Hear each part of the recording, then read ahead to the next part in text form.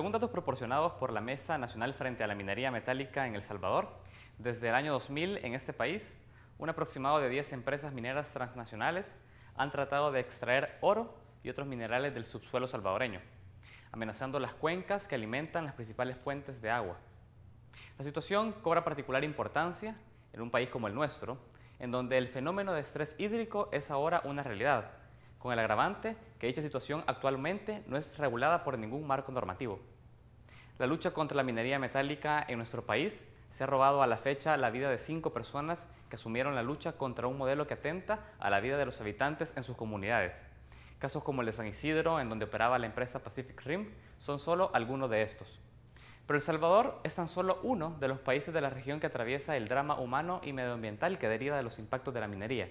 Ecuador, por otra parte, también bajo la lógica del buen vivir, es víctima de un modelo de extracción que ha comprometido hasta un 20% de su territorio. Esta mañana queremos conocer a profundidad los impactos de la minería metálica en las poblaciones y su medio ambiente, además de discutir sobre la posibilidad de modelos alternativos de desarrollo de los pueblos ante esta situación. Hoy nos acompañan en el set 2 especialistas en el tema: Ángel Ibarra, director de la Unidad Ecológica Salvadoreña, y Gloria Chicaiza, coordinadora del área minera de acción ecológica y una de las principales activistas en el Ecuador frente a la minería metálica. Soy Saúl Hernández Alfaro, bienvenidos a Francamente.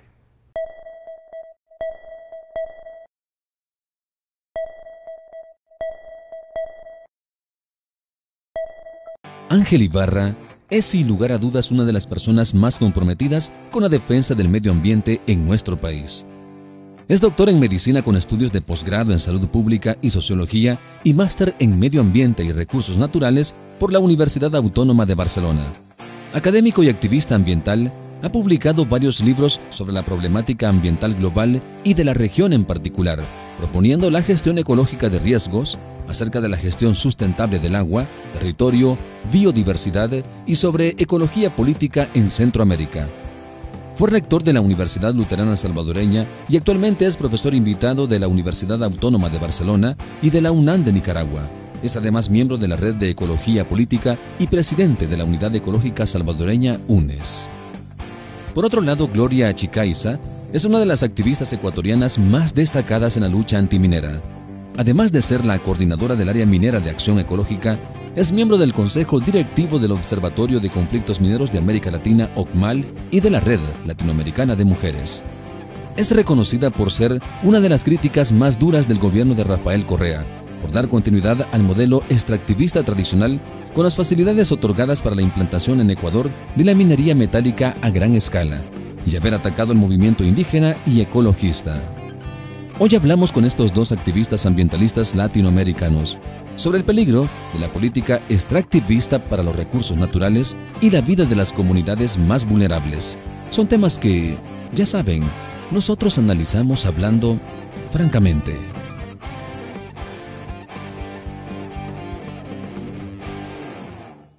Desde el pasado viernes se celebra en El Salvador el foro La Minería de Oro y la Defensa del Agua. El objetivo del encuentro es formar un frente común de organizaciones ambientalistas y de derechos humanos de 14 países del mundo para fortalecer y coordinar un esfuerzo contra la explotación minera y el extractivismo en general.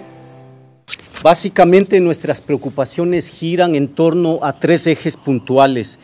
El uno, indicios del irrespeto permanente de los estados y de las empresas transnacionales de la normativa y los estándares internacionales de derechos humanos. Segundo, el papel claro que los estados tienen en relación al respeto, a la promoción y a la garantía de los derechos humanos. Por tanto, su responsabilidad directa de vigilar la situación de derechos humanos de pueblos indígenas, pueblos campesinos y comunidad en general frente a los impactos de la industria extractiva en la región. Y finalmente, las implicaciones que tiene en materia de derechos humanos la presencia de la industria extractiva en la región y su interconexión con otros derechos. La industria minera es una de las principales causas de contaminación del agua debido al drenaje ácido de las minas. Esta industria expone el mineral de sulfuro que genera ácido sulfúrico y se mezcla con el agua. Esta agua ácida contamina irreparablemente los acuíferos. El Salvador, aunque no está dando permisos de explotación, se ve amenazado por la actividad minera en los países vecinos. En muchas legislaciones se otorga el agua a las empresas mineras como un privilegio, como un beneficio adicional, que en la práctica lo que constituye es una usurpación del derecho humano al agua de las comunidades, ¿no? Entonces, en ese sentido, nosotros decimos el agua no tiene precio, no tiene ningún costo, ¿no? Y a ese nivel no es posible continuar con políticas extractivistas como las que se implementaron ahora en Honduras y que nos llevan precisamente a que las poblaciones se vuelvan en contra del Estado y a luchar contra el Estado, que se vuelve un opresor. Que en Honduras hay 4 licencias activas de explotación minera y también hay como más de 300 en trámites de aprobación. Y para Guatemala hay de minería metálica vigentes en exploración, que también implica un impacto, ¿no? Porque hay explosiones y demás en la fase de exploración, 82, y en explotación 39, y en trámite para ser aprobadas hay en total más de 350 licencias esperando ser aprobadas en Guatemala. Además de la contaminación, la minería industrial también amenaza a los estados con demandas millonarias. El Salvador enfrenta desde 2009 2 demandas internacionales de transnacionales radicadas en Estados Unidos y Canadá. Tenemos un estudio nosotros que se llama Extrayendo Ganancias en Tribunales Internacionales, en el cual hemos encontrado resultados muy graves, ¿no?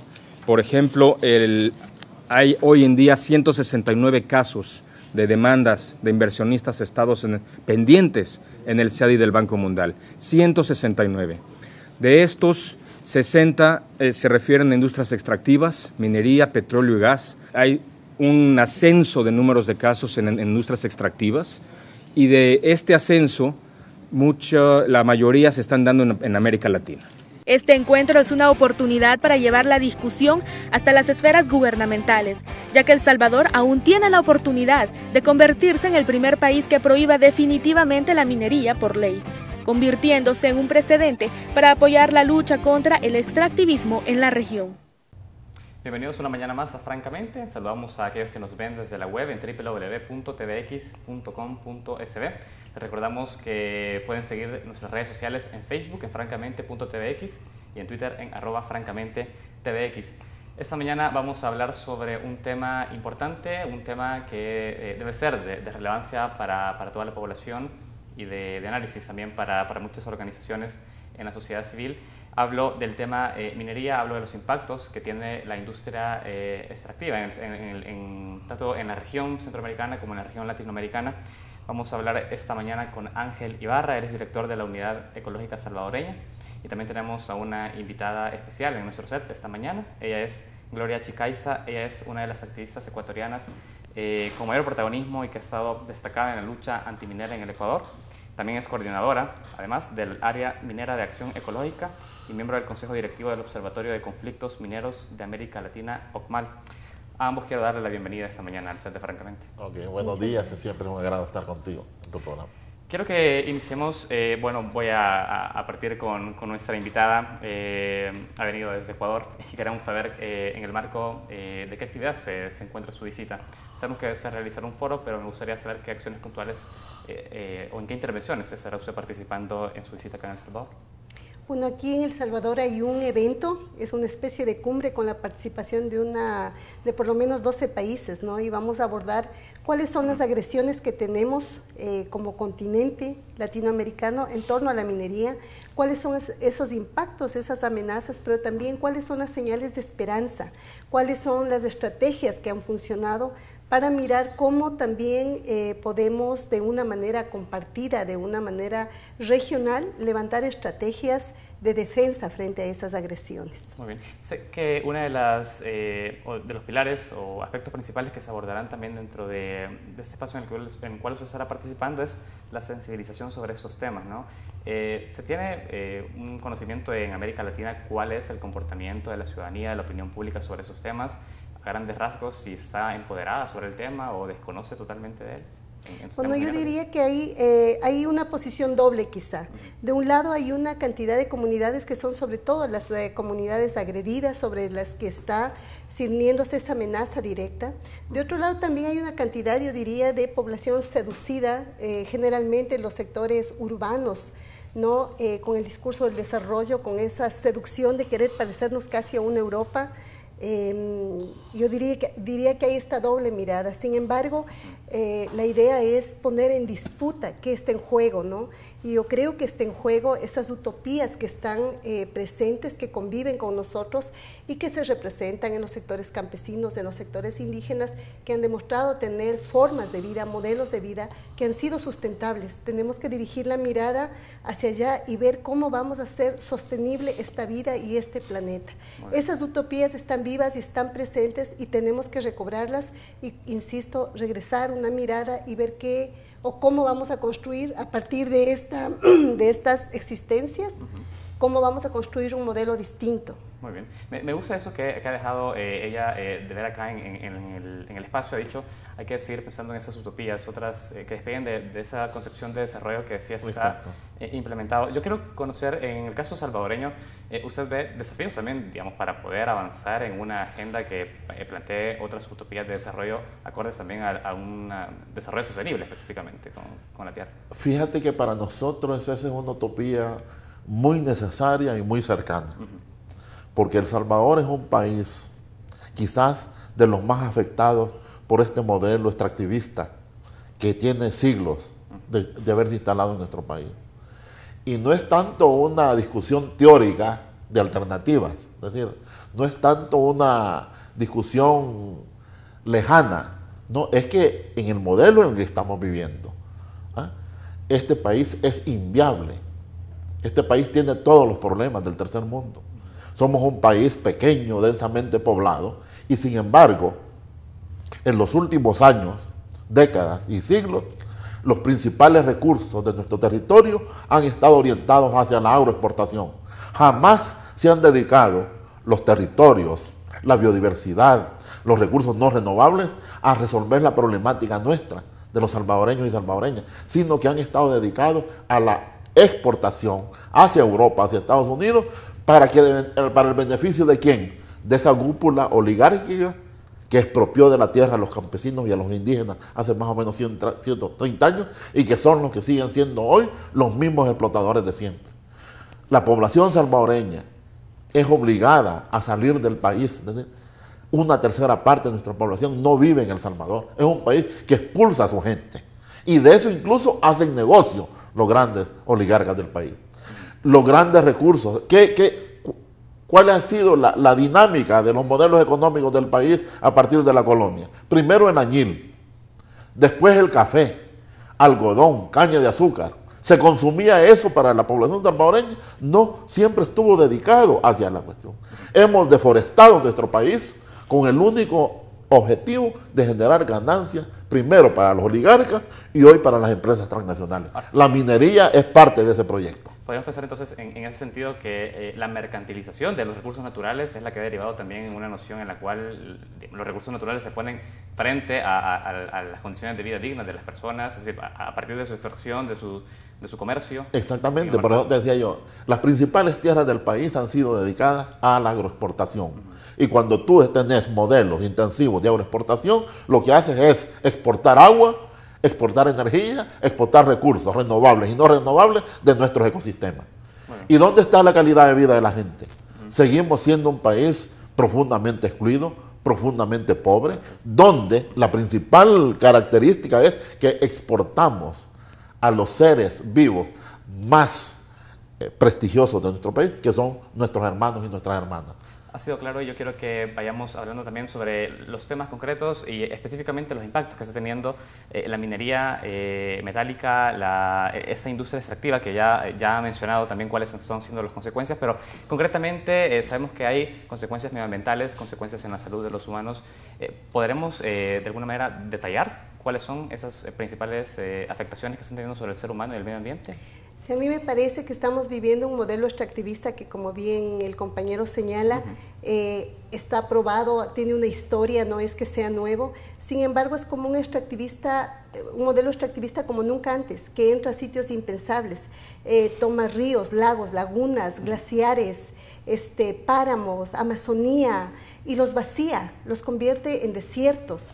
Entonces, lo que está haciendo de manera regional es dejarnos sin un sustento, dejarnos sin el pasado, sin el presente y sin un futuro, de manera regional. Es una cosa sumamente grave. Hay un discurso de legitimidad de parte de nuestros gobiernos latinoamericanos en función de que hay una deuda social que cumplir. Sin embargo, se generan unos impactos que son enormes, que son graves, que son económicos, son sociales, ambientales, y se pretende compensar de manera económica. Desgraciadamente no llega a ser ni siquiera tal, ni siquiera de manera económica. Lo que se hace es profundizar esta pobreza que se ha mencionado, este despojo del patrimonio natural, y nos deja sin este pasado, sin este presente, sin este futuro. Se nos despoja del agua, que es un recurso que lo vamos a necesitar, es un recurso elemental. Entonces, frente a eso hay una oposición, frente a ese despojo hay una oposición de las custodias, que son las comunidades que están presentes y que están viviendo de manera directa estos avasallamientos, diríamos, ¿no?, que se expresan de parte de los estados, desgraciadamente, en unas políticas de criminalización que se extienden en nuestra región y que varias veces incluso vienen con triples amenazas, porque de una parte es el Estado, de otra parte es una mano ajena la que actúa, de otra parte son las propias empresas las que están actuando en contra de comunidades, de campesinos, de gente que se está oponiendo, ¿no? Entonces hay que mirar que este es un peligro que es a gran escala, que es regional y que nos está nuevamente arrebatando como nunca antes estas formas de vida y estos sustentos nuestros. Mire, me interesa, usted ha tocado un tema importante, el recurso hídrico, y El Salvador es paradigmático también en ese sentido, porque es un país en el cual el acceso al agua y también el cuidado de este recurso hoy por hoy no está garantizado por ningún marco normativo. Es decir, no existe una ley de aguas que, por cierto, en este contexto se está discutiendo en la Asamblea Legislativa, pero ¿afecta de manera particular en ese tipo de países la industria minera, en países donde no hay regulación sobre el agua y el cuidado de esto?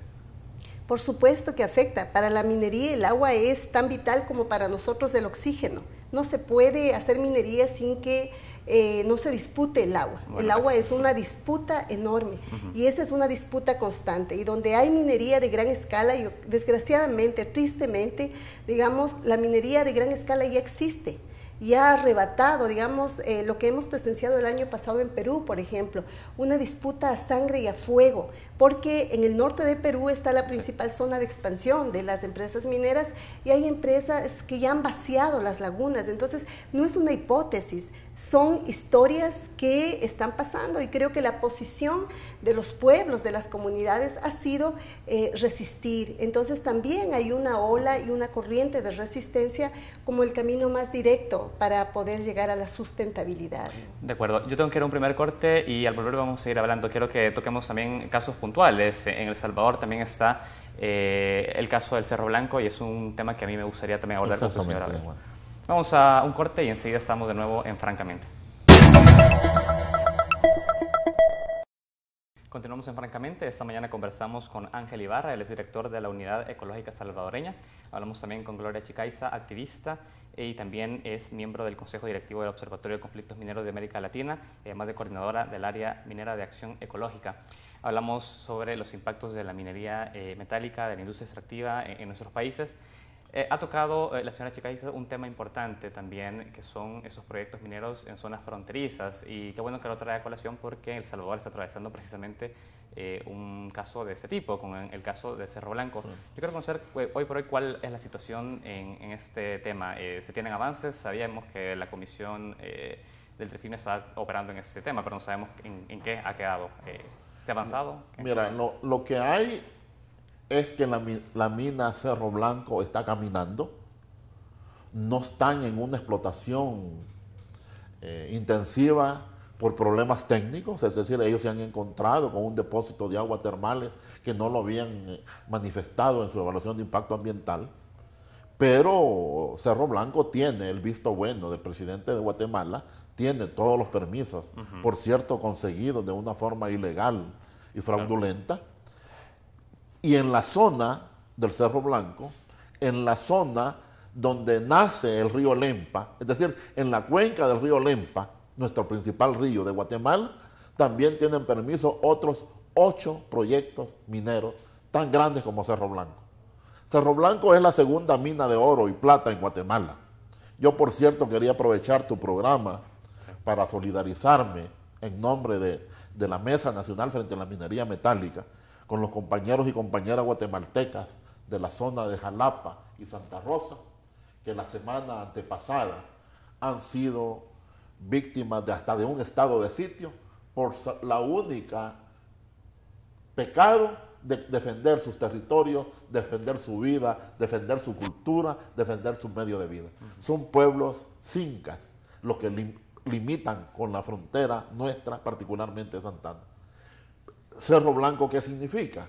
Cerro Blanco significa uso intensivo de agua, uso intensivo de cianuro y depósito de aguas contaminadas hacia el río Ostúa.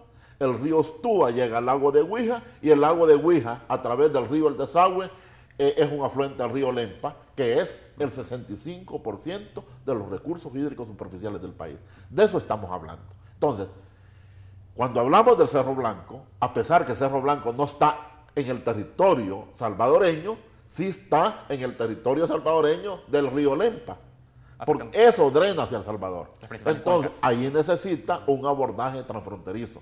Ahí necesita el acuerdo entre este gobierno y el gobierno de Guatemala para gestionar de una manera sustentable la cuenca del Lempa que nos pertenece a los dos países. Me gusta cómo ha terminado esta intervención, porque yo quiero conocer de qué manera se establecen ese tipo de acuerdos transfronterizos. No sé si Ecuador está también atravesando problemas de este tipo en casos de extracción que están dentro de la frontera con algunos de sus países vecinos. ¿Nos puede comentar cómo ha sido esa experiencia en Ecuador y si se ha avanzado en algún tipo de acuerdo también en transfronterizo en esos países, en esos casos? Bueno, en realidad estamos viviendo una situación, yo diría otra vez, latinoamericana, en donde el nuevo territorio de expansión de las empresas mineras, sobre todo transnacionales, son las fronteras, en donde por algunas circunstancias habíamos tenido problemas limítrofes geopolíticos y ahora están sobre eso. En el caso de Ecuador y Perú, durante más de 40 años tuvimos guerra entre los dos países. Sin embargo, una vez que se soluciona el conflicto armado, digamos, las concesiones empiezan a aparecer, se instalan, y es una suerte de región en donde empieza a estar fuera, digamos, de las regulaciones que puedan ser nacionales, se convierte en una especie de regulación transnacional, en donde son las empresas las que empiezan a imponer sus propias leyes en zonas de seguridad nacional, en el caso del Ecuador y Perú, zonas de territorios, en el caso del Ecuador de pueblos indígenas Shuar, en el caso del Perú de pueblos Ahuajún. Sin embargo, digamos, no se toma en cuenta para nada, no se les consulta para nada. Sin embargo, las empresas mineras chinas, en este caso, y canadienses están presentes entre las dos zonas, y en algunos casos compartiendo concesiones, digamos en el caso de China, en consorcios chinos, para explotar de lado y lado de la frontera, y por supuesto con unas consecuencias que son binacionales, ¿no? En ese sentido creo que es importante lo que se ha venido trabajando y las relaciones que se han venido dando entre los dos países, una especie de corredores de resistencia que se han puesto alrededor de estas dos zonas binacionales para la defensa de estos territorios. No ha sido el poder político. ¿Perdón? No ha sido el poder político, el poder gubernamental. No ha sido el poder político, todo lo contrario, todo lo contrario. Hay una restricción, una estigmatización a la gente que se opone, a la gente que es crítica. Hay un hacerse de la vista gorda de los pueblos indígenas que están conviviendo en la zona. Hay una especie de enceguecimiento porque estas son zonas, además son reguladores ambientales, no solo para nuestros países, sino para el mundo, para la región. Deberían ser patrimonios de la humanidad, todo lo contrario, están siendo amenazados gravemente. Mire, y me llama la atención que lo planteamos desde el caso de Ecuador, porque bueno, se ha conocido también la propuesta del presidente Correa y también el abanderar un proyecto que es como acorde a fin a la naturaleza, un proyecto del buen vivir, si se ve en esos sentidos. Él ha hablado también de una minería responsable en el Ecuador. Yo quiero conocer si esto es acorde a la realidad que hoy por hoy están viendo las comunidades que se están viendo afectadas por el tema minero. ¿Es realmente, se puede hablar de minería responsable en ese contexto y es acorde a esos principios de buen vivir? Desgraciadamente, el presidente de la República en el Ecuador se ha constituido en el mayor representante de la industria minera en el país. Ni siquiera las empresas mineras juegan un rol tan importante como lo está haciendo el presidente de la República para abrir la minería industrial en el caso del Ecuador. Un país en donde se aprobó en la Constitución unos derechos de la naturaleza, donde se aprobó un horizonte del buen vivir que nos planteaba un horizonte que es distinto, un modelo distinto. Sin embargo, digamos, desgraciadamente hemos sido testigos de cómo se ha abierto la nueva ronda de licitaciones petroleras, cómo se ha firmado el primer contrato minero para explotación industrial, y se ha convertido al país en una suerte de pastel en donde en un lado se propone petróleo, en el otro minería, en el otro refinería, más abajo combustible.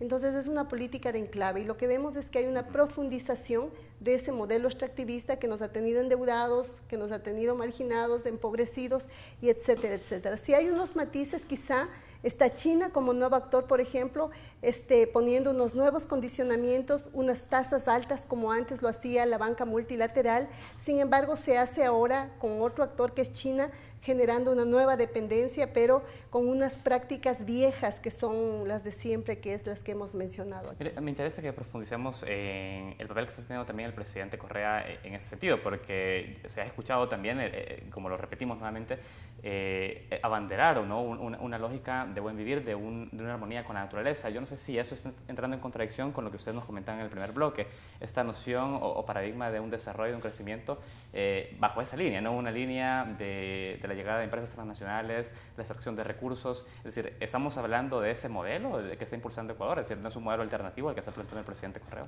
Yo diría que hay un modelo paralelo, que hay un modelo, un horizonte que salió del buen vivir, el summa causa y de los pueblos indígenas quichuas, unos derechos de la naturaleza, una garantía de la soberanía alimentaria, un derecho humano al agua, que han sido llevados, que han sido puestos a partir de la vivencia concreta de comunidades indígenas, campesinas, que han llevado estos nuevos horizontes. Desgraciadamente se armó un paralelo que va el uno junto al otro y es un proceso de disputa permanente. El gobierno está implementando y profundizando ese modelo extractivista y paralelamente sigue caminando los derechos de la naturaleza que están presentes en estos pueblos que he mencionado, sigue caminando ese horizonte por el que vamos a seguir en disputa permanente con mucha fuerza porque apostamos a que el Ecuador sea un Ecuador de los derechos de la naturaleza y que se pueda cumplir esa constitución que se aprobó. En un momento en donde se niegan derechos, insistimos por ganar y por conquistar nuevamente esos derechos. Hemos hablado de la importancia o el rol que está teniendo también el poder político en estos casos. Quisiera hablar del caso salvadoreño, porque sabemos que en 2009 de alguna manera se impidió ya la autorización de ese tipo de industria extractiva. Y quiero conocer cuál ha sido la posición del gobierno, del partido en gobierno y también del presidente de la República en ese tema.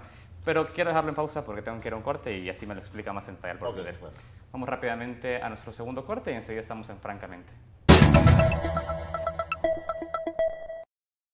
Continuamos en Francamente. Le dejaba la pregunta antes de ir al bloque, el papel que está teniendo también el poder político en El Salvador. ¿Cuál ha sido el rol del gobierno? ¿Cómo lo evalúa usted también del partido en gobierno en ese sentido? Bueno, hay que decir que en el 2004 fue que se presentó la amenaza de esta nueva fiebre del oro en El Salvador. Hay más de 70 solicitudes de empresas transnacionales, principalmente canadienses y norteamericanas, solicitando permisos de concesión y de explotación. Explorar y luego explotar. Ya cuando Tony Saca estuvo, su primer ministro, Hugo Barrera, negó la posibilidad de darle permiso a estas empresas. Porque es claro, un país con 20.000 kilómetros cuadrados, que tiene menos de 1.700 metros cúbicos por persona por año de agua, es decir, estamos ya en lo que técnicamente se le llama el estrés hídrico, solamente después de Haití, siendo el cuarto país con el impacto climático a nivel global en los últimos 20 años, según German Watch, es decir, con una crisis socioambiental profunda, donde el agua es la columna medular de la crisis, pero también de la solución. Ni siquiera Arena dio permiso para concesionar la explotación. Este gobierno se vio comprometido por cuestiones electorales de no dar permisos.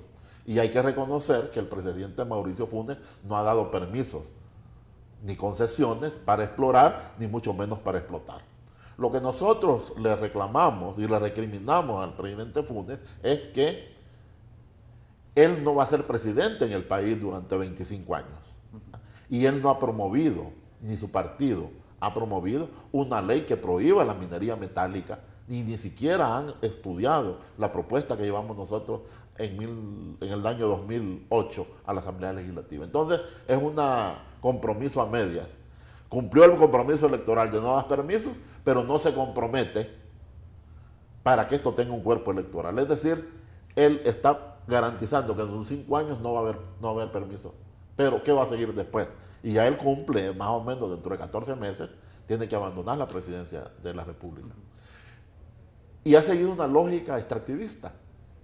Porque la lógica extractivista, claro, en el caso de Ecuador es el tema del petróleo, es el tema del oro y la plata. Aquí el extractivismo viene, como te digo, principalmente con los cultivos intensivos de agroexportación.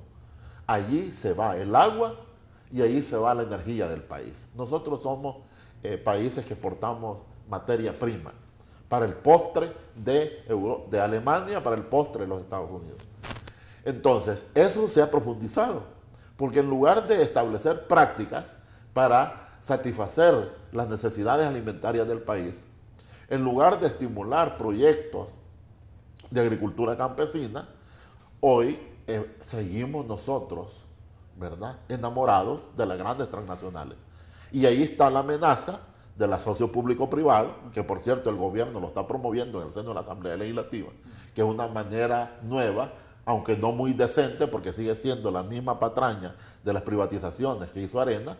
Está el Fomilenio, que es ni más ni menos una inversión para utilizar intensivamente la zona costero marina de El Salvador, que es una zona muy frágil, con alta vulnerabilidad, con altos riesgos de desastres.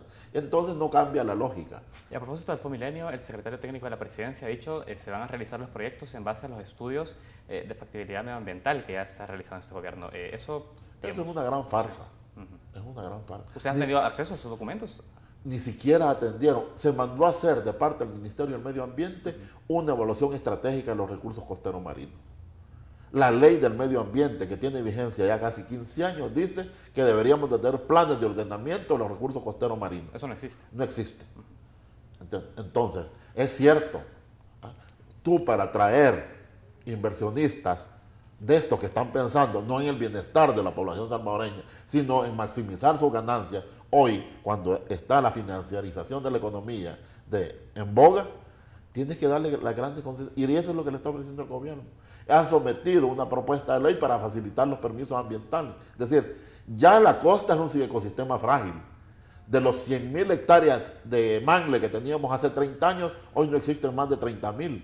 ¿Por qué el gobierno no invierte esos 300 millones de dólares para restaurar el bosque de mangle? Que un gran favor le hiciera a las comunidades, a los pescadores artesanales y también a la protección de nuestro litoral frente al elevamiento del mar por causa del cambio climático. Es decir, hay una miopía, hay una necesidad de atraer la inversión extranjera, de la peor inversión extranjera que hay, y los únicamente quienes se alistan, ¿quiénes son? Son los mineros, las grandes empresas turísticas, ¿verdad?, que hacen de nuestro país maquila, una maquila turística, una maquila agroindustrial. Para eso está el Fomilenio, para eso está el socio público-privado. ¿Y dónde está entonces la restauración del ecosistema? ¿Dónde están los derechos de la naturaleza? ¿Dónde está el mejoramiento de la calidad de vida de la población rural? Eso sigue siendo una gran deuda. Ha dejado una reflexión bastante clara. Yo quisiera que lo dejáramos de esa manera reflexiva. Vamos a seguir hablando más en detalle también más adelante en el programa. Yo quiero retomar algo que dijo ya el señor Ángel Ibarra minutos atrás, cuando él dice, hablamos de un modelo extractivista que también se deriva de una comercialización, una mercantilización también de los recursos naturales de los países.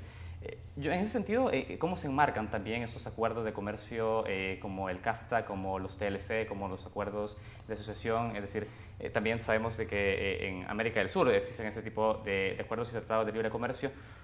Es como se enmarcan también dentro de este drama también que es humano y que es medioambiental. ¿Podemos explicarlo? Es decir, ¿están dinamizando ellos también ese tipo de industrias? Bueno, en el Ecuador hay una historia de resistencia que ha sido exitosa. Por ejemplo, el Tratado de Libre Comercio, ¿no? Sin embargo, con este gobierno se ha impulsado y ahora hay un tratado que está muy en camino, muy exitoso después de la última visita del presidente Correa a Europa. Entonces, un tratado que está en camino, ¿no? Con una cantidad de vulneraciones que en el pasado criticábamos al TLC y vulneraciones criticadas incluso por nuestro propio presidente. Sin embargo, está ahí, ¿no? Y yo miraría estos tratados de libre comercio como un instrumento y como una estrategia otra vez de este modelo extractivista, que opta por hacer tratados, que opta por desestabilizar gobiernos, que opta por hacer alianzas entre empresas y estados, que opta por intervenir en las leyes, y por eso es que miramos estos marcos jurídicos tan parecidos entre unos países y otros en términos de facilitar la vulneración de los derechos a las personas, a las colectividades, en función de facilitar una entrada de estas inversiones que son desastrosas, que son una amenaza otra vez para América Latina. Por ejemplo, entre el 2012 y el 2020 está prevista 327.000 millones en inversión minera, que sumados son 20 veces más que las inversiones que se han dado en los últimos 10 años. Esto significa 20 veces más impacto, 20 veces más conflicto. En Ecuador. No, en América Latina, ¿no? Ecuador acaba de entrar a la liga de los países que van a explotar minería de gran escala. Nosotros tenemos extractivismo más visible, digamos, en diversos campos, con madereras, con agroexportación, pero sobre todo en petróleo. Entonces tampoco venimos de la nada, digamos que hemos atravesado una era de un boom petrolero, de un boom bananero, de un boom cafetalero, y ahora estamos ingresando nuevamente en un boom minero que pretende ser el reemplazo a esta pérdida de petróleo que ya se evidencia en petróleo crudo, en petróleo pesado, que sin embargo está amenazando a una cantidad de pueblos indígenas, incluso a pueblos en aislamiento voluntario. Mire, yo conozco, tenemos el dato, es el 20% del territorio ecuatoriano que está ahora acondicionado bajo ese esquema extractivista. ¿Es así? Con la suma de varias cosas, si usted mira el Ecuador, puede mirar las hidroeléctricas, puede mirar el petróleo, puede mirar la minería, puede mirar el proyecto de refinería que está en construcción. Entonces, digamos, sí tenemos un mapa y una foto de un Ecuador que es extractivista y tenemos una huella ecológica profunda. Uno puede mirar en el mapa incluso la devastación que ha habido en la parte de la costa. Ya los manglares casi no existen, una gran cantidad de bosques han sido volados de ahí, y por lo tanto hay una cantidad de agresiones como el fenómeno del Niño, por ejemplo, en las costas ecuatorianas.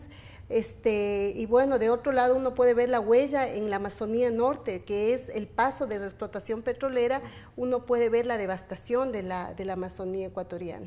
Y es eso lo que las comunidades están tratando de evitar ahora que se implementa una nueva ronda de licitaciones petroleras y hacia el sur la explotación minera. Entonces, esa es la disputa en este momento en estos dos modelos, que el uno existe realmente y el otro que necesita implementarse. Digamos, ambos modelos necesitan de un territorio y de unos recursos. Por eso es una disputa permanente por la vida misma, ¿no? Quiero que hablemos al volver de la pausa sobre esas personas que están también habitando en esa parte del territorio ecuatoriano y también en los territorios en América Latina que están sufriendo, ¿no?, la industria extractivista. Quiero que hablemos en detalle de ellos, porque pareciera que son justamente esas comunidades que han estado marginadas históricamente. Hablamos de comunidades originarias, que es necesario hablar de este tema. Vamos rápidamente a un nuevo corte y enseguida estamos en Francamente. Continuamos en Francamente y estamos ya sobre nuestro último bloque de esta entrevista. Antes de ir a la pausa hablábamos, bueno, de esos territorios que están siendo afectados por la industria extractivista. Yo quiero conocer, bueno, pareciera de que hay dos realidades. Usted de alguna manera lo comentaba en el primer bloque, quienes somos espectadores de esa situación y quienes están sufriendo y viviéndola a diario, es decir, con la contaminación de cuencas y demás que ya hemos hablado para el caso salvadoreño inclusive. En el caso de Ecuador, son las comunidades originarias, comunidades indígenas quienes están sufriéndolo hoy por hoy, ¿no? ¿Es así? Y campesinas también, ¿no? ¿Cómo es la situación? ¿Cómo es ese drama que están viviendo estas comunidades, estas familias en esa parte del territorio? Bueno, el territorio ecuatoriano tampoco es un territorio muy grande, de manera que no hay sitios desérticos y todos los sitios en donde están, por ejemplo, las concesiones mineras son tierras que son cultivables, son bosques protectores, son zonas protegidas, son zonas de grandes pendientes, son zonas acuíferas, digamos, todas están amenazadas. En algunos casos todas estas condiciones se reúnen en una sola concesión.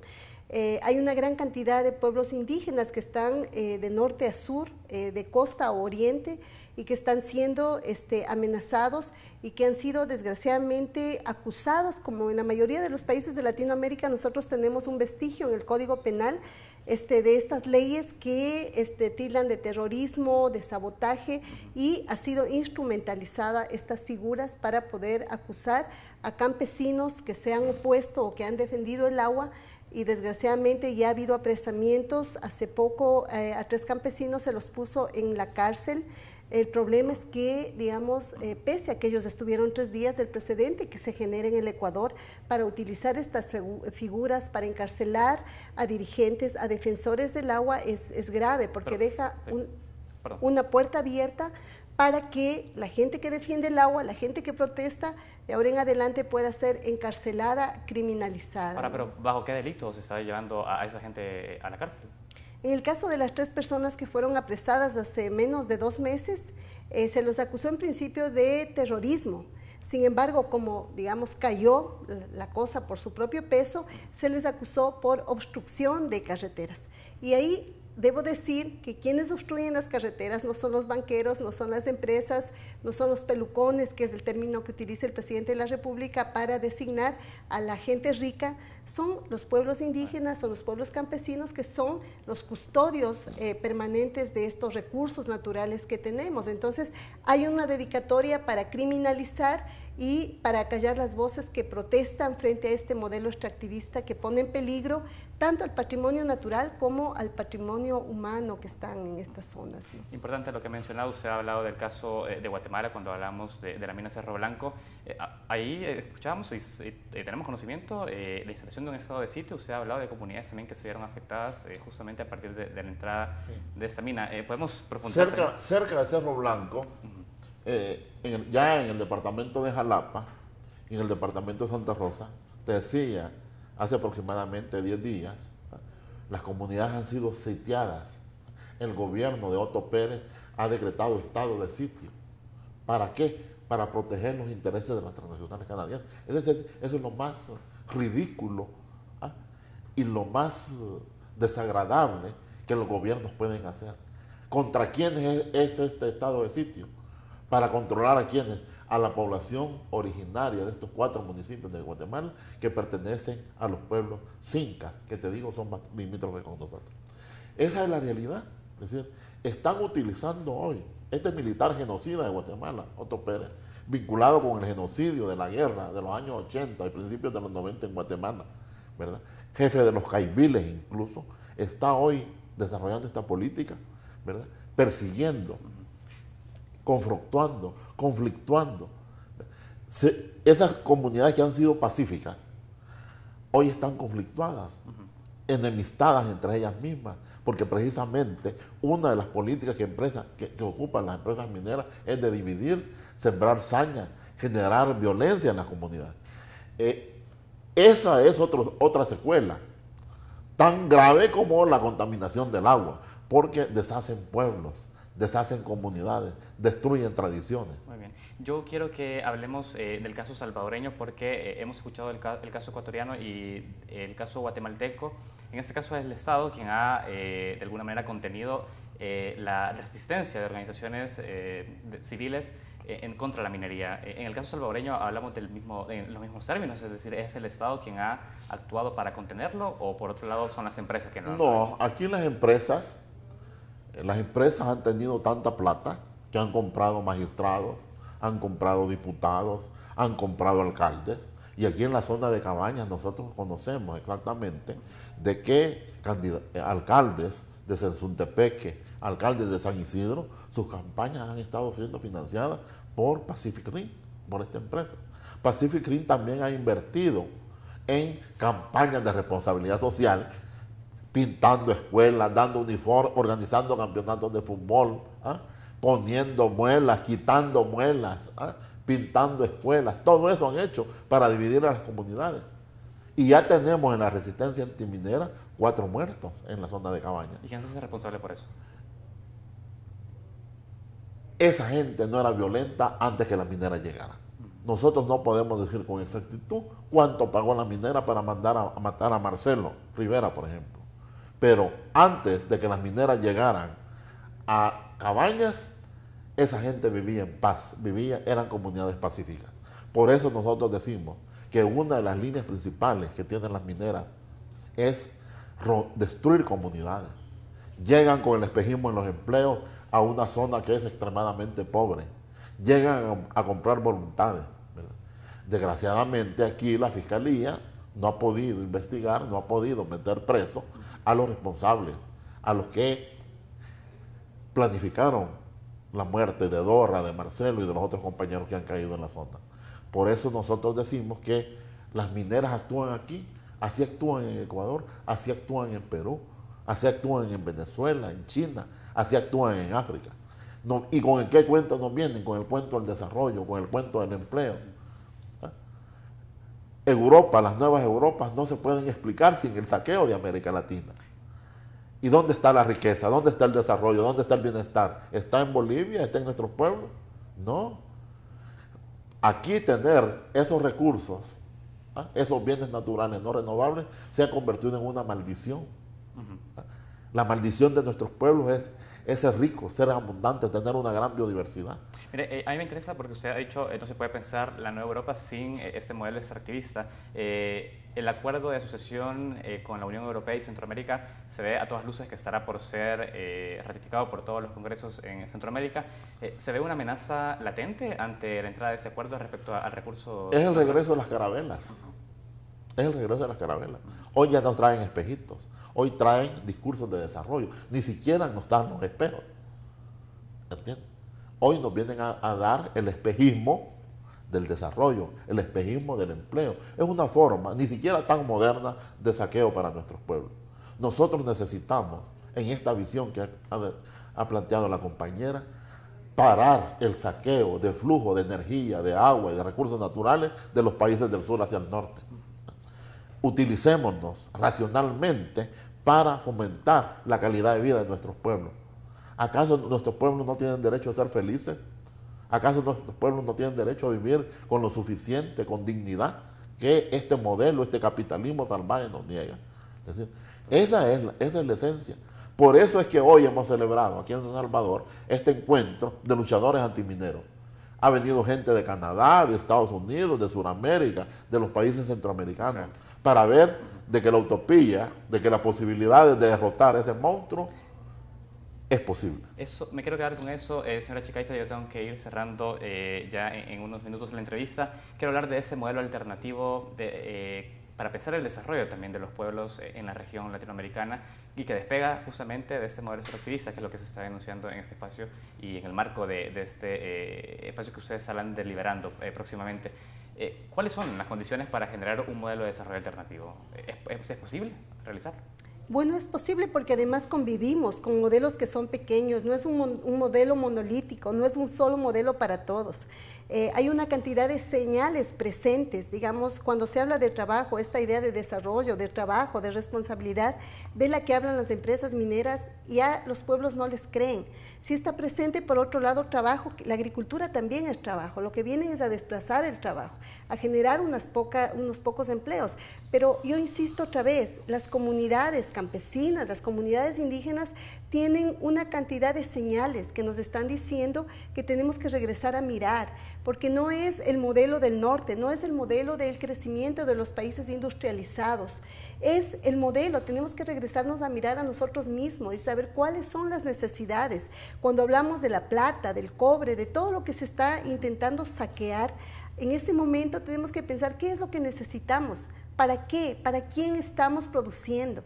Entonces, esos modelos, yo insisto, están presentes en esas utopías vivas que están representadas en los pescadores de nuestros países, en los pastores peruanos, en los indígenas ecuatorianos, en ese buen vivir que cobra un sentido distinto, que no significa crecimiento económico industrializado, que no significa oro, tiene otro significado. Tenemos que resignificar la vida y creo que en eso las luchas y nuestro continente latinoamericano es inspirador para el mundo.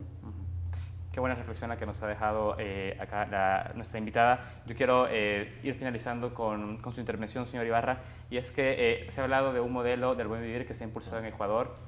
Vemos dos velocidades en ese sentido. ¿Qué podemos esperar en El Salvador, sobre todo cuando el partido FMLN también ha impulsado una agenda del buen vivir?